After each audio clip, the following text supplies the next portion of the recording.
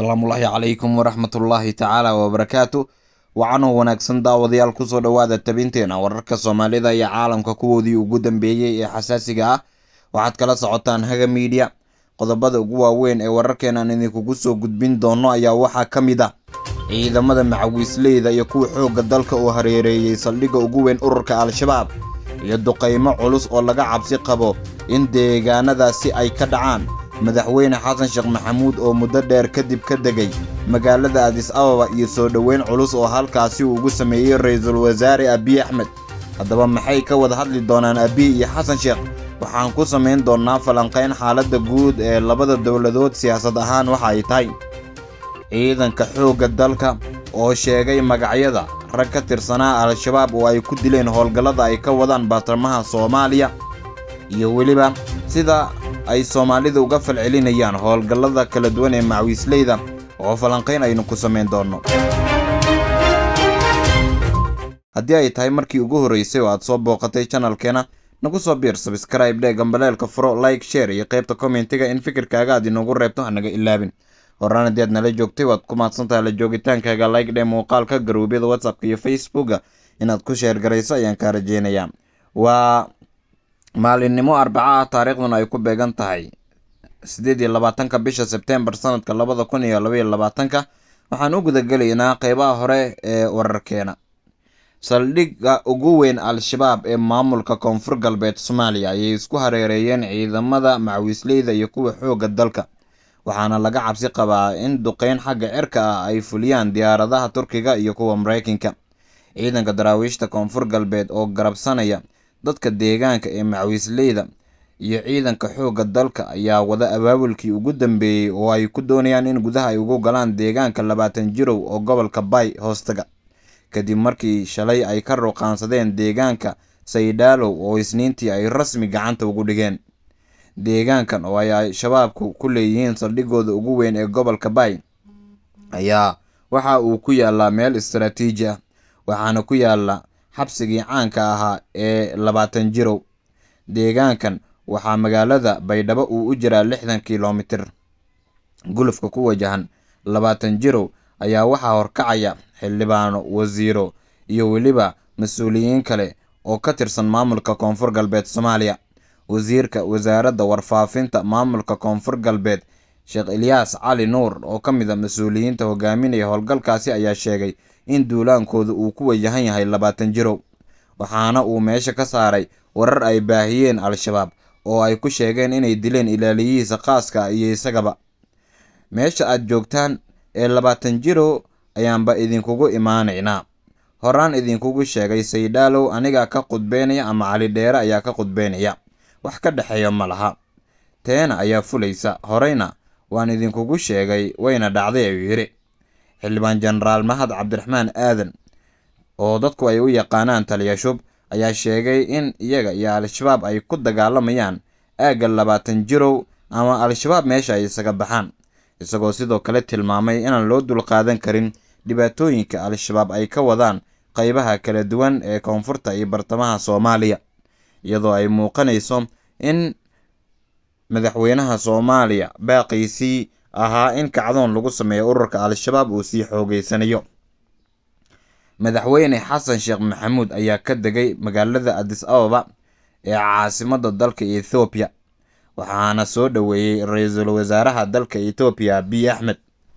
xasan sheekh maxamuud iyo Abiy iskuma wanaagsaneen tan iyo markii madaxweynaha Soomaaliya loo doortay 15 May sanadkan 2022. madaxweyne xasan sheekh maxamuud oo 4 sano oo hore Soomaaliya soo hogaamiyay, waxaana hadda kulamo gooni ah ay ka bilowdeen madaxtooyada Addis Ababa oo la doonayo in la isugu soo dhaweeyo labada dowladood. waxaa warbaahinta dalka Ethiopia ay baahisay in kadib casuumaad uu ka helay madaxweynaha dalka Soomaaliya ra'iisul wasaaraha dalka Ethiopia Abiy Ahmed uu ku gaaray socdaalkiisa halkaasi. xasan sheekh maxamuud ayaa in ka badan 2 jeer la rumaysan yahay in uu isku dayay inuu ka dego Addis Ababa, hase ahaatee diidmo ay kala hortimid xukuumadda Ethiopia. Ethiopia ayaa aad uga carootay kulankii ku dhex maray Qaahira madaxweynaha Soomaaliya xasan sheekh maxamuud iyo dhigiisa dalkaasi Cabdilfataax al-Siisi oo war-saxaafadeedkii ka soo baxay lagula wadaagay warbaahinta in dowladda Soomaaliya ay difaacayso qadiyadda Masar ee la xiriirta biyaha webiga Nile oo ay isku haystaan Ethiopia iyo Suudaan. Waxaana hadda booqashada Xasan Sheekh Maxamuud ay soo afmeereysaa kala shakigii iyo mugdigii siyaasadeed ee ku dhex jiray labada dhinac. Xasan Sheekh Maxamuud haddii Ethiopia ay isfahmaan, waxaa ka degi doona culaysyo aad u xooggan oo kaga imaanayay dhinaca dalka Ethiopia, iyadoo Ethiopia ciidamo fara badan ay ka joogaan Soomaaliya, kuwa qayb ka ah howlgalka Midowga Afrika ee ATMIS iyo kuwo wax shaqo aan ku lahayn howlgalkaasi balse u yimid Soomaaliya in ay ka dhabeeyaan rajadooda ah in ay sameeyaan fursad kasta oo ay ku difaaci karaan amniga guud ee dalka Ethiopia. Dhinaca kale, haddii aynu eegno macawisleyda, waxa ay saraakiishooda iyo kuwa xoogga dalka shaaca ka qaadeen in ay doonayaan inay soo bandhigaan magacyada guud ahaanba saraakiil halis ahaa oo Al-shabaab ka tirsanaa oo ay qaarijeen.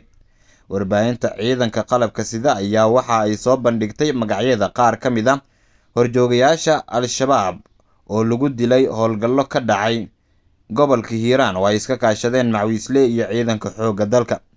Deegaano dhinaca jiinka webiga Shabeelle kaga beegan deegaanka Booco oo dhowaan Al-shabaab lagala wareegay ayaa xogtu waxay tilmaamaysaa in lagu dilay dagaalamayaashan horjoogayaasha ahaa ee Al-shabaab ka tirsanaa.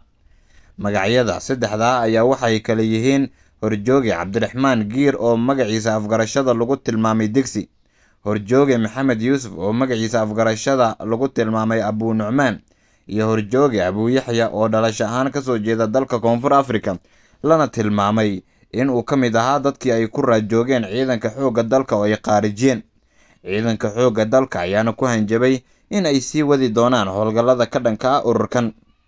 Taliyaha ciidanka xoogga dalka Jenaraal Odawa Yuusuf Raage oo uu weheliyo wasiirka gaashaandhigga dowladda federaalka Soomaaliya Cabduqaadir Jaamac ayaa waxaa muuqanaysa in ay mar kale ku hanjabeen dadka ku jira Al-shabaab inay isa soo dhiibaan inta goorigoor ay tahay oo aan loo dulqaadan doonin in ay qayb kasii noqdaan dhibaatooyinka dalka, iyadoona howlgallo xooggan weli ay ka socdaan meelo hor leh oo ka mid ah koonfurta iyo bartamaha Soomaaliya.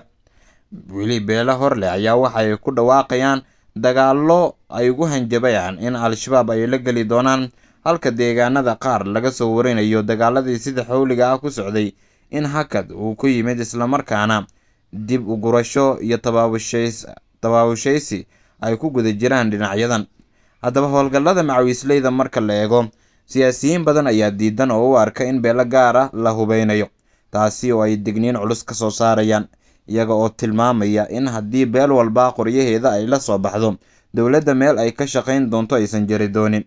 Waxaana la soo jeedinayaa in dowladda federaalka Soomaaliya iyada howlgalka ay hogaamiso ciidamada macawisleydana la siiyo doorka ah inay soo gudbiyaan xogaha rasmiga ah ee shabaab, meelaha ay xarumaha ku leeyihiin iyo weliba madaxdooda halka ay ku sugan yihiin. Dadka arrimahaasi qaba waxaa ka mid ah Faarax Macalin Dawaara oo sheegay in arrintaasi uu isagu ku dhiirigelinayo madaxweyne Xasan Sheekh Maxamuud, islamarkaana ka adkaanshiyaha Al-shabaab wax weyn aysan ahayn. Xildhibaan Xusul ayaa kaga sii horeeyay oo isagu fikir noocan oo kale ah qabay, laakiin dad badan ayaa ku kacay, islamarkaana tilmaamay in xildhibaanka uu ka tirsan yahay ururka Al-shabaab. Sidoo kalena howlgalladan isdaba joog ah ayaa waxaa loo arkaa inay yihiin howlgallo lagu wiiqay awooddii kooxda Al-shabaab, dhul badanna gacantooda looga saaray marka la eego Galgaduud iyo Hiiraan, iyadoona sidoo kale Baay iyo Bakool iyo Gado laga soo sheegayo howlgallo aad u xooggan oo macawisleyda iyo ciidanka xoogga dalka ay iska kaashanayaan. Guud ahaan waa naga intaa tabinteena wararka Soomaalida iyo caalamka. Haga Media ayaad ka daawanayseen. Muuqaalkan haddii aad dhamaysatay la sii wadaag asxaabtaada kale. mahadsanid.